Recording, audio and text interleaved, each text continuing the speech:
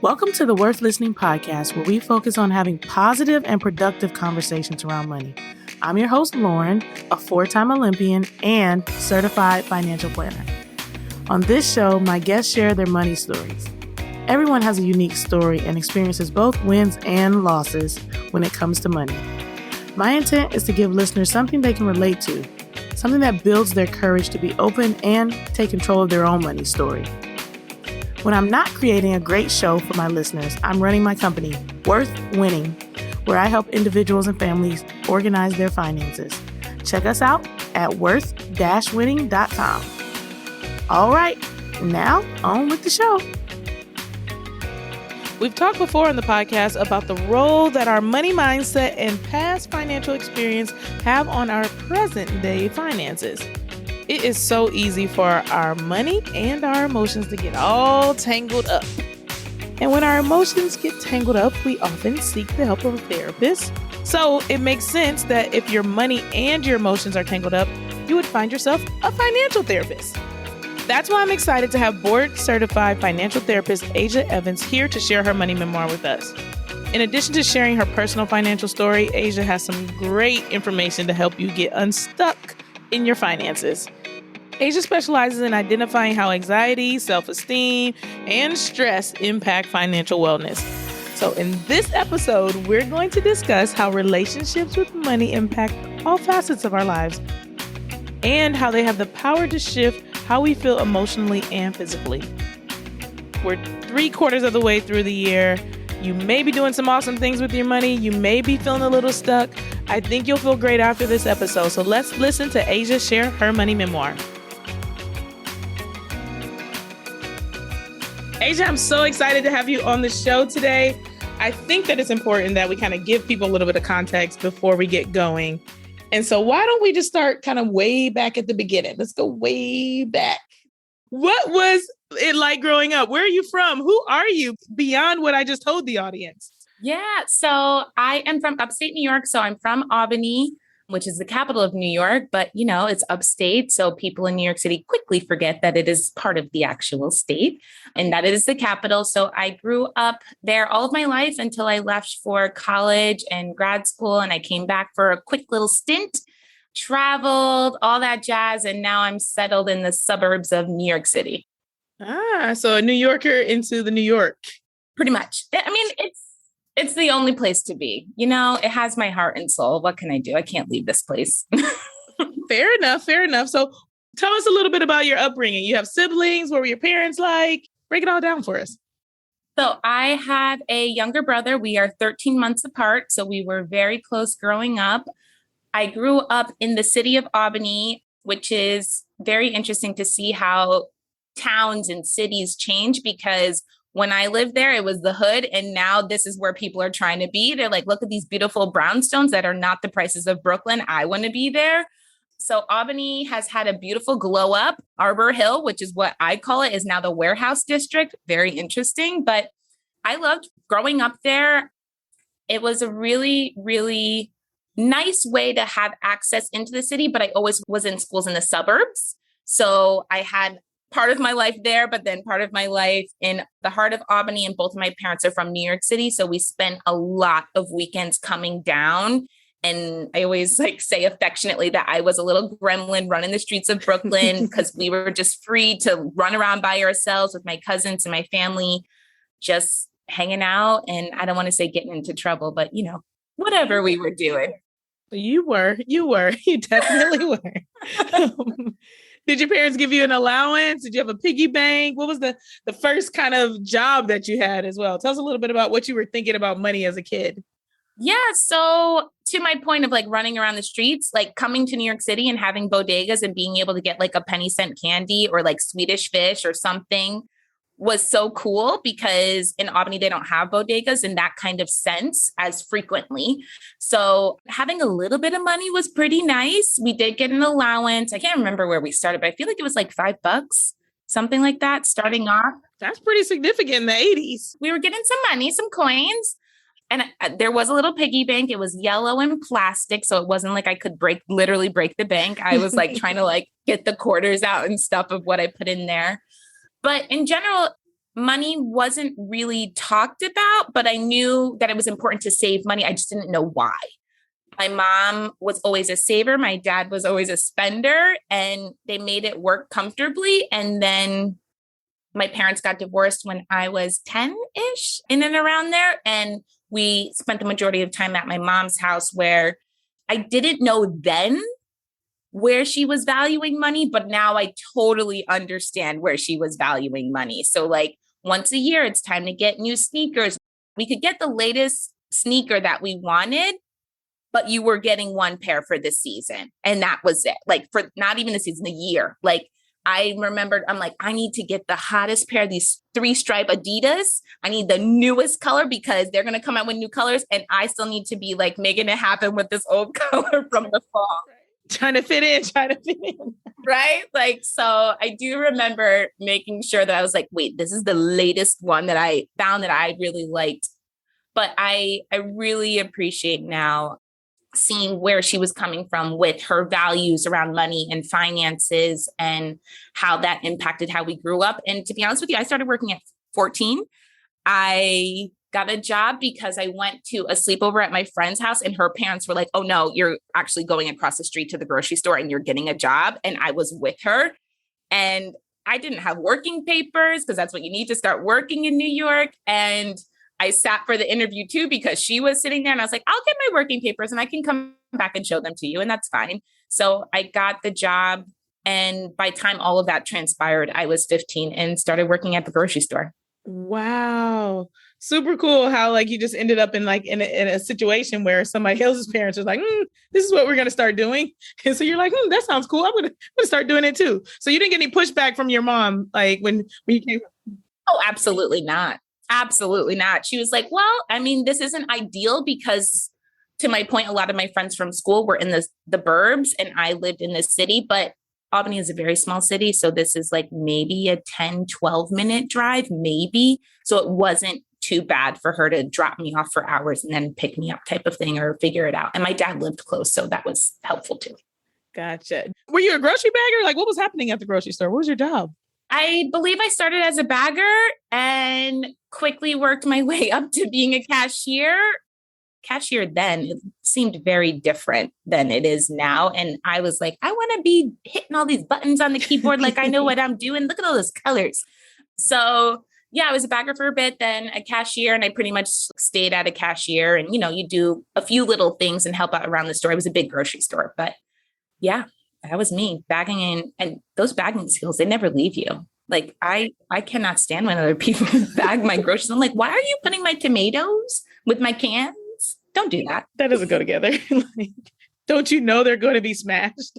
Smashed. And don't put the bananas at the bottom either. Bruised. We're not doing it. Mm-hmm. That's me. Fair enough. Fair enough. What were you doing with this money? Like, what did you think it was for? Like you said, you learned that money was supposed to be saved. Were you saving all of the money? Were you saving it for something specific? Spending it? Like, absolutely not. I was spending that money. I was spending it. I was going to the mall. I will never forget going to the mall. I loved the food court sesame seed chicken. So it would be like a stop off there. Deb at the time was where it was at. So I was going to Deb and Orange Julius. It was just like the circle around some of these places of like, hey, where can I buy this? I would always buy a shirt when I was there. I don't know. I was spending it. Yeah. I saved some, but not much. Deb was Forever 21 before Forever 21 was Forever 21. Yeah. Yep. It was like Deb and then Charlotte Russe. And now like Forever 21 is like the upgraded version. Yes. That was the cycle. I was in it. Fair enough. Fair enough. Some people listening feel us right now. So what were you thinking was going to happen after high school? You know, like 18 is that first age, like milestone age where we're grown up, supposedly. Now looking back, I'm like, I was not a grown up at 18, but what were you planning to do life after high school? It wasn't really a plan. It was just kind of like, this is what happens. And in my house, what happened was you go to school and you go away for school. So at that point, my mom, it was just like part of the routine. So junior year, you're taking whatever exams you need to take. So it was SATs, ACTs, take them so that you can get whatever you can get for that number and then apply to schools and go from there. So I went to a 4-year college, as did my brother, at different schools. And I went to a private one right outside of New York City in Westchester because I was like, I'm busting out of Albany and I'm going down to New York. Were there conversations had about like how much school cost and how you're going to pay for it?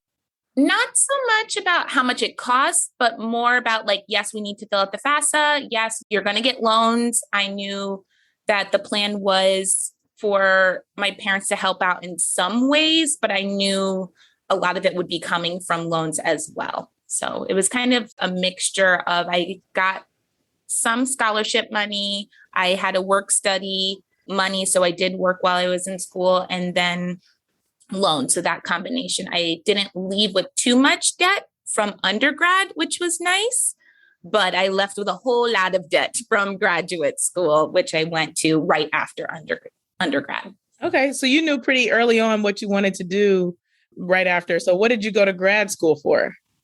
Counseling psychology. I knew very, very early that I wanted to be a therapist. I will say, I think it was about 12 when I decided like, I want to be a therapist. This is what my calling is. This is really important to me. I like this work. I had a different vision for what therapy looked like then than I know as an adult, which was very interesting, but I still really loved psychology. I loved counseling psychology and knew that I wanted to be working with people in that capacity. So at least in New York, you have to get a master's degree to have any kind of license. So that's what I did. And I knew I had to do it right away. So it wasn't useful for me knowing I wanted to be a therapist to take a break in between. It was just kind of time to take that next step into becoming a therapist. Like on to the next thing. Yeah. I had years. I was like, okay, high school, 4 years down, college, 4 years down. Now I need to go to grad school, which was 3 years, but I refused to spend 3 years there because it didn't go with my plan. So I was like, I will do this in 2. And I did. Okay, fair enough. You're like chop, chop, chop. Like let's go. Yep. Was there a defining moment back at age 12 that, like you said, you chose psychology from that point on? No, I think it was just how I was showing up in my friendships and probably an adult telling me that I was living similar to like a shrink life. And that at that time, that's what people would call therapists, like, oh, you could be a shrink and you just listen to people's problems type of thing.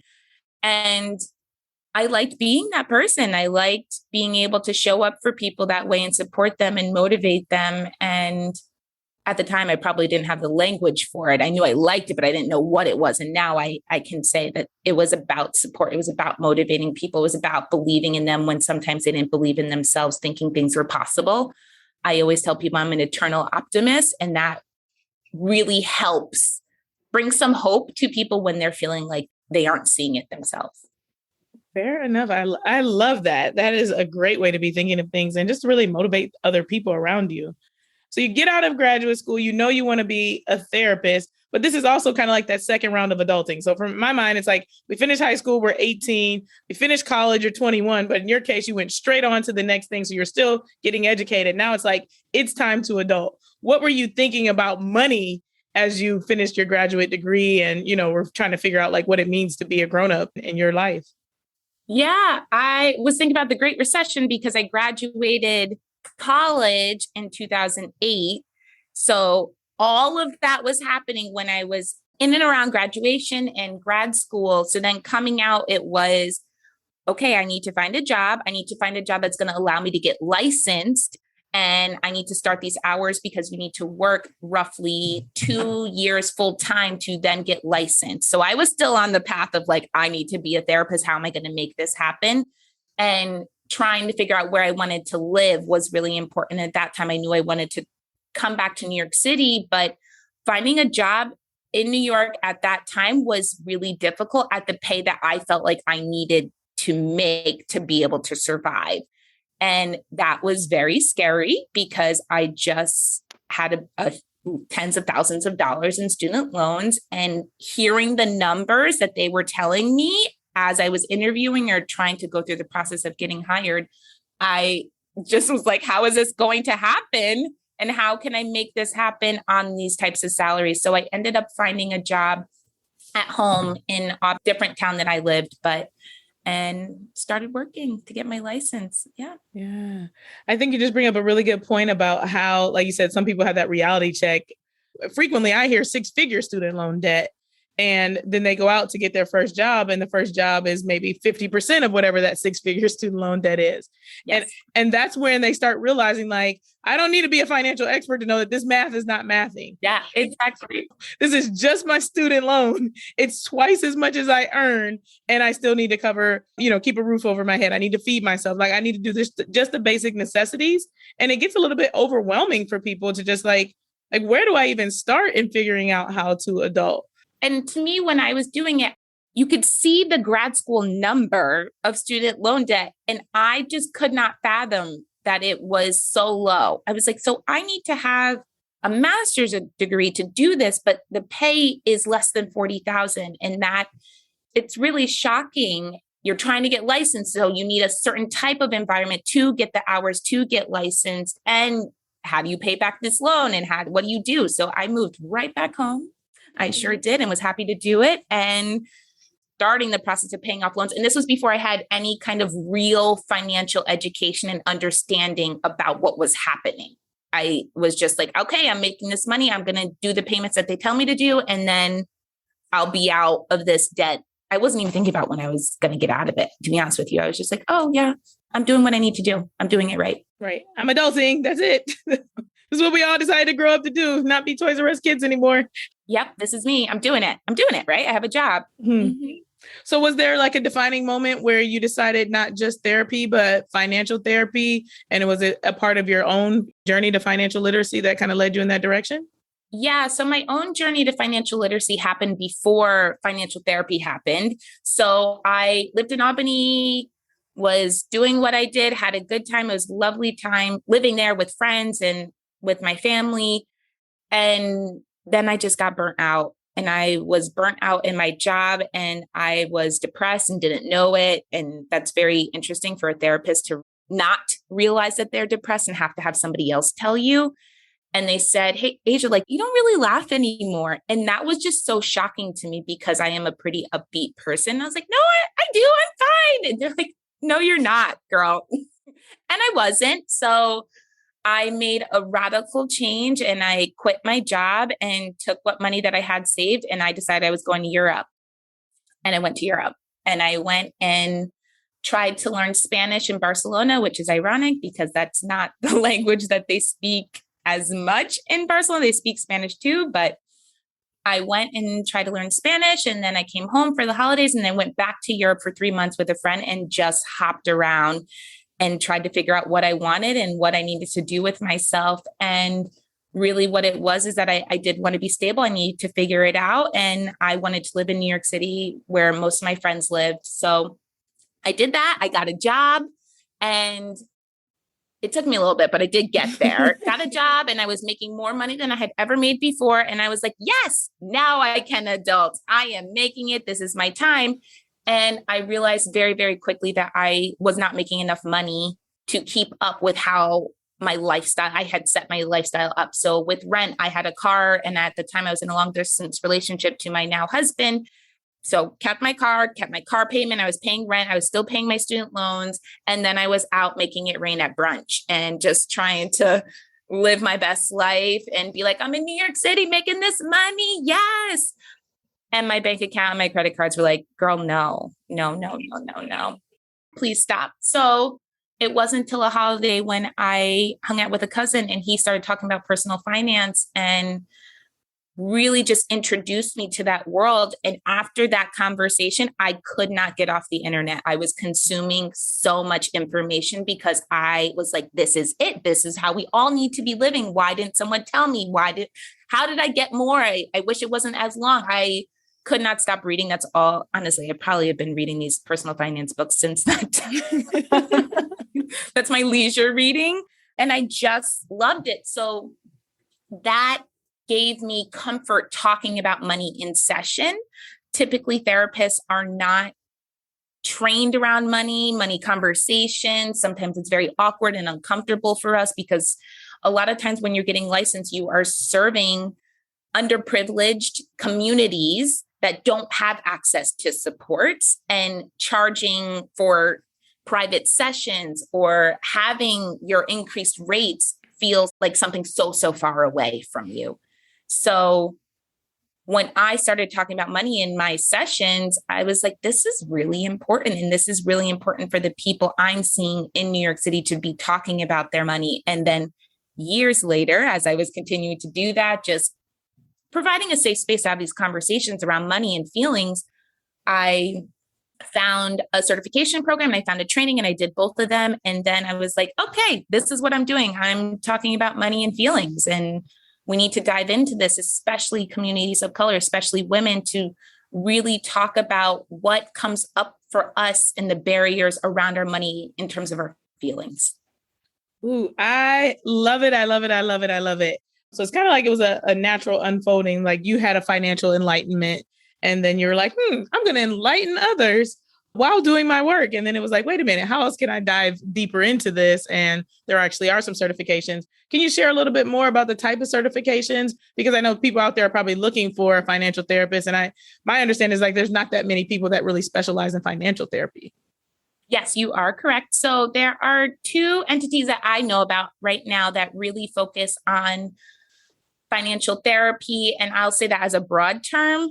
So there is the Center for Financial Social Work, and they have a certification. There is also the FTA, which is the Financial Therapy Association, and they also have a training program and certificate as well that you can get going through their programming. And then there are a few other smaller ones, but those are the two ones that I did. Okay, that's perfect. So people know where to go to. Like you said, if you're looking for someone, it's like not everyone that is a therapist is going to have a specialty in financial therapy. So that's what you're going to be looking for. Right. The same way that you would look if you were trying to talk to somebody about eating, or if you were trying to talk to somebody about substance use, finding a therapist who is specialized or whose major focus is on treating those things that you might be going through can be really important, because it really is all about fit and how you feel with the person that you're engaging with and your therapist. Definitely. And I know a lot of my friends and I have talked about, like you said, engaging with a therapist. And I know therapy went through the roof as it pertains to being needed as of 2020 and moving forward with all the craziness that's happened. And that's one of the biggest things that we always talk about is like the fit. You can find a therapist, you can find one that's in network, you can find one is free as per your medical insurance, but also is it a fit? Because you're not going to get proper therapy if you're not working with someone that you actually feel comfortable talking to. So. Exactly. And opening up and sharing what's going on for you and being honest with yourself, because therapy really is about how honest you are able to be with yourself in that space, to say it out loud and hear yourself say it and then move from there. I love it. So let's talk a little bit about like the money and the emotions and what kind of things are coming up for people and what are you helping clients work through as it pertains to money, therapy, emotions, all of that stuff. Like what actually is financial therapy? Yes. So financial therapy is really about looking at your life. So I say your life as in your past experiences, your current experiences, and how that has impacted how you relate, connect, feel about your money, how you behave with your money. A lot of times people don't think that their childhood has anything to do with money and their relationship with money. But in typical therapy fashion, it does impact. It always comes back to what were the models I had in my life. And that could be, how do I model expressing myself? How do I model communicating to other people? How do I model sharing my feelings? And money is no different. So the model that you had growing up, whatever your household looked like, were people having conversations with money? Were you dealing with financial traumas? Really impacts how you then relate to your money as an adult. And sometimes people don't realize that it has as much of an impact as it did. Yeah. And I think there's a lot of conversation around like generational wealth, but you don't realize, like you said, we have that narrative going right now. I want to create generational wealth for my family. It's something people are talking a lot about, but it's like, well, if you want to create generational wealth, that's you acknowledging that there wasn't wealth in the previous generations. And you need to go back and look at the why behind that. Exactly. Yeah. Your past is just as important as the future you're trying to create. What about like this idea of like work stress and young professionals? Like you said, those of us that are those 80 babies, the millennials, like the older millennials, I'll say, because most of the 80 babies are still millennials, everyone. I want you to know that. But where we're at, we're in the thick of our careers at this point, and I see a lot of people jumping up and heading toward entrepreneurship. I see a lot of people talking about, toxic work environments and things like that. Is that something that's kind of covered in the financial therapy space? Is like this work stress and how it all relates to money and spending and things like that? Definitely. So I think anything that comes up for you in terms of your wellness will play out in your money in some way, shape, or form. It can, and you have to be aware of it. So if you are stressed out at work, I will say work and relationships the most have a way of branching out and like leaking, if you will, I'm using air quotes, into your life in ways that you don't anticipate them. So I'll use myself as an example. When I was overwhelmed and burnt out at work, it was showing up in my personal life because I wasn't pouring into myself at the time. I was just giving everything to work, and I wasn't able to essentially be happy in any situation because I was so happy at work. So work stress was really bringing me down. And one major coping skill that people turn to is spending money. They will go to Target and not know how they spend hundreds of dollars at Target and why they bought those fall pillows in August, or thinking about, hey, I really want to go to dinner. I am going to blow my budget on dinner because it feels so good to me. I'm happy to see my friend. I'm happy to go out to brunch. And it's really easy to go shopping because you think it's going to make you feel better. But really what you need to do is get in touch with what's actually going on for you. Why are you feeling so bad right now? And if that is work stress, then you have to reevaluate what work looks like for you. And if that is stress coming from something else, whether it's anxiety or feelings of sadness, getting in touch with your feelings will then allow you to look at how you are spending your money or using your money to cope with how you're feeling. And that is a different caveat than thinking about, hey, I never saw my parents budget. I never saw my parents save for things. We lived in scarcity because there wasn't money there. So now how do I live in abundance with a great paying job when I was just never taught to navigate money this way? And learning that stuff and coming face to face with some of those truths about your past can be really complicated and emotional. And I don't think we leave enough space to have those conversations. Ooh, yes. So often I run into, as a financial planner, people who are really struggling to figure out why they're spending. And, like I said, I'm not the financial therapist, but I can also, like you said, just based on the experiences that I've had, see that, this may be, I'm living in a way where I'm spending everything because actually one of the experiences that I've come across is someone talking about the idea that they are spending because they're so used to not having. So they're doing really well. They want to save, but they've never in the past heard the term saving. That was not something that they were brought up thinking about. And so they can't figure out how to actually do the thing that is saving. And so that goes back to, like you said, childhood or something that's happened, or like you said, never having before. And so to be able to have those conversations and acknowledge this is a thing that happened to me, but also like, how do I actually want to do something different? I think is so important. And so we have like the spender, and that's who we spend a lot of time talking about. But I also think we need to talk about the saver. What have you experienced as it relates to people that, may need some financial therapy because they're doing some excessive saving? Yeah, I have a lot of excessive savers, actually. And a lot of it is coming out of financial traumatic situations growing up, and that they're worried that they're not going to have that security with their money. And it has led them to having tens of thousands of dollars in their bank account and not investing it because of the fear of sending over a large chunk of money into investing where it can grow and sit, and you're not worrying about it for your future, right? Whatever that might look like, whether that's retirement or retiring early or wanting to buy a home one day or whatever it might be. A lot of people are scared about not having money. So they excessively save it, hoping that that's going to give them some sense of security. But even when they can afford to spend the money, then they don't want to spend it. And I use the example of when somebody has worked all of their lives and they're finally at that point where they're ready to retire, whatever age that might be, and they've saved so much money. They've worked so hard saving this money. And now they're retired and they cannot spend their money. They're so uncomfortable spending their money because they have spent decades saying that they can't, that now they don't know how to spend their money in a way that's fun.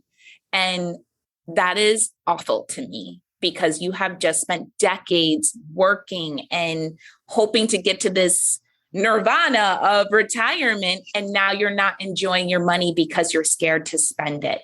And people shouldn't feel that way. And we have to kind of get in touch with what's going on and remind people and support them through that hardship of saying, you can spend your money now. It doesn't just have to be about saving. You can spend it. And what does that look like? Yeah. And I think it's so important too to be thinking about this idea. Like if you're the listener on the other end, which bucket do you fall into? Are you the spender or are you the saver? You could have had a very similar experience growing up and decided because, I saw my parents spending everything they have, I'm going to hoard every single dollar. Or because I saw them spending everything they have, I'm going to also spend everything I have.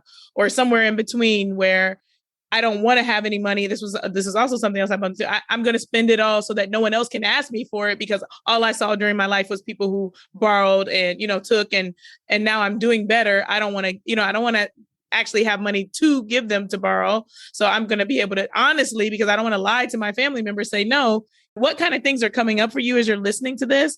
And where do you need to work through, something that may have happened into your past that's either causing you to identify as the spender or the saver in an excessive way. Right. And how is it potentially detrimental to your life? I don't think you always hear that, oh, if I had more money, that money is going to solve the problem. The problem is not the money. It's so rarely the money. Money is just a catalyst to start addressing what's actually going on after the money. Mm-hmm. And that's really hard and that's complicated. And people don't really like being vulnerable. They don't want to say, this is a point of hardship for me. I don't want to look at myself differently. I don't want to look at my parents differently. I see my life in a certain way. But once you start digging, there's a necessity to be vulnerable and to really go to those places that you may have been trying to avoid. Yeah. And like you said, if you're listening to this podcast, you want to learn more about personal finance. And we don't have any magical wands at Worth Listening, but we do have magical people. And so hopefully some of these gems that are getting dropped are helping you feel like you can be more vulnerable, more open, more transparent about whatever it is that you're coming up against, because everybody is facing something different that is stopping us from being able to optimize our finances to our full potential. So what is that thing for you? And how do you need to pivot accordingly to be able to do this? And do you need a financial therapist? Like, that's a real question. Do we know any financial therapists? I mean, I could think of one. Just one. But seriously, as someone is listening to this conversation and they're realizing that they might need to get some help, we talked about like the different types of financial therapists, but is it also, like I said, what my understanding is that therapists are state oriented. So can you only help people in New York? And like, what do they do if they need to find someone in a different state? Yep. So I personally have made the choice that I am only going to see people who are in the states that I'm licensed in, and I am licensed in New York. And other therapists are licensed in multiple states, but to our earlier point, you have to find somebody who is specialized in financial therapy if you were trying to go through talking about your money, talking about your feelings, as well as there are a lot of financial coaches who are doing similar work too. So coaching and therapy is a little different, but depending upon where you're at and how deep you want to go, you may be able to utilize a financial coach if you are unable to find a financial therapist in and around your area. And coaches allows you to cross state lines. So if you find somebody that you really like, that you're connected to, and you like their background, you might be able to see them even if they don't live in your state. But the Financial Therapy Association has a directory where you can go and find financial therapists who might be in and around you and connect with them and see what feels right. Because it truly is all about the fit of your therapist and feeling like you can feel open to be vulnerable and share what's really going on with you. I love it. I love it. And so one other thing that, I think comes up a lot in conversations that I have with my friends, my family is self-esteem. Not having money or not having enough, not feeling like there's enough makes me feel like I am not enough. And so like struggling with self-esteem issues related to how much I have or don't have. Is self-esteem something that comes up for you frequently when dealing with clients? all the time, I think that we have a crisis of self-esteem that's kind of like bubbling up that we aren't really addressing. And whether or not you have a ton of money or you have no money, self-esteem will play a role in how you interact with your money. So there are a lot of times when people are just spending because it makes them feel good. Why is spending the money making you feel good? What is spending the money doing or communicating to other people about who you are? And how do we kind of get to the root of having a conversation around your self-esteem and why you might be using that as a way to kind of prop it up and feel better? The same way as if you don't have money. Like I said, when I was younger, I wanted the nice Adidas sneakers and that made me feel good because I was in middle school, right? Like in middle school, having the latest and greatest was important to me. And now as an adult, I have to find ways that make me feel good about who I am and what I offer the world and where I provide value to people that cannot be related to money because there's always going to be more. Like I live in New York City. You can see somebody literally is negative in the red, but looks like $1 million, or somebody who has $1 million that you think is homeless. And you can see it right in front of you. And that's one of the beautiful things about New York, but it's also really hard because you might be chasing after something that you're hoping it's going to solve all your problems and make you feel good, but the money doesn't shift how you change about yourself. It just shifts what you're able to buy. Yeah. Self-esteem and comparison. I feel like those things work hand in hand. And there's a lot of times where people spend a lot of time, like you said, comparing themselves to others. Like, how are my other friends able to buy a house? How are my other friends able to get married at this particular place? Why are they always on a trip every other week? And you're thinking they're doing it perfectly in the most responsible way, but you're not really thinking about the idea that they could be swiping their credit card and, racking up tons of debt and not really be in a good financial situation. But it impacts your self-esteem by doing that whole comparison back and forth sort of deal. Right. And they're putting on smiles for social media and they're thinking about their crippling debt and are financially stressed and are anxious because of their finances. But you would have no idea because money is so taboo and people don't talk about it. So if you are not having these conversations about money and you are just suffering in silence and wondering, oh my goodness, what can I do different? I am, like you said, I am less worthy because I'm not going on this trip. I'm less worthy because my salary doesn't look like this. Why is this person buying a house and I'm not? Or I want to get married and they're doing this. And why can't I afford that venue? People equate a lot of actions with money as if it says something about who they are as a person. And that really can interrupt your self-esteem and make you feel unworthy when it just has nothing to do with that. I shouldn't be looking at me or anybody else. I shouldn't be looking at somebody's car and saying, oh, they're a better person than I am because they drive insert car here. Right. Exactly. Insert car here. I like that because there's so many of them. So many, right? How do we choose? Mm-hmm. This has been a great conversation. I thoroughly enjoyed it. I hope the people on the other end enjoyed it. I want to bring it back to you as we close out the conversation and do what I like to call the final sprint. Are you down for a little bit of sprinting? I am. I was trying to sprint today. It was rough, but I did it. Ooh, yes. Sprinting is good for you. A lot of people like that distance running, but I'm all about the sprint life. I used to be a sprinter. Same. I am so happy to hear that. I know. And I was thinking about you when I was on that run. Short and straight to the point. That's what the sprint is all about. All right, let's do it. You've got $20 in your pocket right now. What do you spend it on? Right now, I would just keep it. I'm like, I've got food in the fridge. We're not doing that life right now. But if I wasn't, I would spend it on food. Okay. Fair enough. Best advice you've ever received. I'm going to swing it back to my cousin. Shout out to you, Timmy, and say that life will get easier financially when you are on the same page with your partner. That is a gem.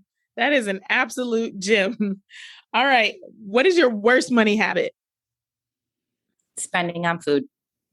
That's also mine. Like I will blow a budget on food and have no qualms about it and be like, oh, we shouldn't have done that. But that meal was good. Wasn't that nice? We did that. It was so good. And I will overspend on food. Mm-hmm. Finish this sentence. That awkward financial moment when you're trying to split the group check and everyone got lobster and you only got a salad. Ooh, are you that person? They're like, I only spent $3 and y'all all spent 20. No, I remember so many times growing up, right? When I was making it rain early on days in New York, I was a big like app person because at the time I didn't have like a huge appetite and I was eating differently. And I would be like, no, I don't know if I can afford this, but here's the card, split it. It's fine. Which is also not ideal. So yes. No, not at all. But I know a lot of people are uncomfortable navigating the conversations around how do we handle a group check. And it could be dinner, it could be vacation, it could be anything. I know this is supposed to be the sprint, but any quick tips for that area, like to make it not a little less awkward whenever talk about it, have a conversation. If you go like before you even sit down to eat, if you go like, hey, listen, this is what's going on. Or you can tell them, hey, I'm going to budget today. Or can we have separate checks? Have a conversation with the group before you even sit down to dinner to just kind of figure out what you're going to do.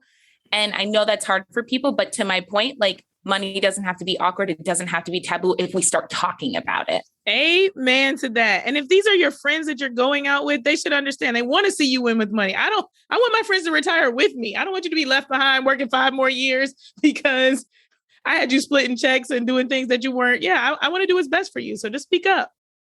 Yep. And navigate the discomfort together and you'll be better friends and closer because of it. Amen to that. Something you do for fun that doesn't cost anything. Hanging out with my babies. Oh, yes, that's fun. Quality time. All right. Last but not least, what is one thing that you would like to improve about your personal finances in the upcoming year? I am looking forward to, it won't happen in the upcoming year, but I'm looking forward to throwing a ton of money at my student loans and continuing to pay them off quicker and quicker. Amen to that as well. What's the action item like to be able to make sure that happens? Oh, I have all kinds of sheets and like little Post-it notes to remind me like of my deadlines. Like, hey, Asia, it's that time for that payment. It's that time. So just seeing it kind of go down is enjoyable and makes me feel really good about where I was previously and where I am now. Okay, I like it. So you've got the action items in place. You just got to keep taking action. Yep, exactly. All right, that does it for the final sprint. You were pretty fast. I kind of threw you off a little bit in the middle of the race, but you made it to the finish line. You can stand on the podium. Here's your worth listening medal. This is your time to shine. So shout yourself out. Tell us where we can support you, how we can find you. Like, what are you up to? Sure. So please go follow me on Instagram. My handle is Asia, AJAE, therapy. So follow me on Instagram. I'm also on LinkedIn, and you can find me at my website, asiaevanscounseling.com. Wonderful. Asia, it was so great having you on the show today. Of course, we'll put all those links in the show notes. And yeah, if you need a financial therapist, don't be afraid to reach out and find one, or just slide in Asia's DMs. I'm sure she'll help you even if you're not in New York City. 100%. Please do. It was a pleasure. Thank you so much, Lauren. I hope you enjoyed listening to Asia's money memoir. The information she shared is so important for being able to change your financial future. One of the first things I addressed during the Welcome to Wealth boot camps that are coming up is money mindset. Because it doesn't matter how much financial literacy you gain if you don't first address how you think and feel about money. I love when Asia said, you may be chasing after something that you're hoping is going to solve your problems and make you feel good. But money doesn't shift the way you feel about yourself. It just shifts what you're able to buy. That was a word. Sometimes we're stuck, but money is not the problem. And until we address the root causes of our thoughts and our feelings, we're going to stay stuck.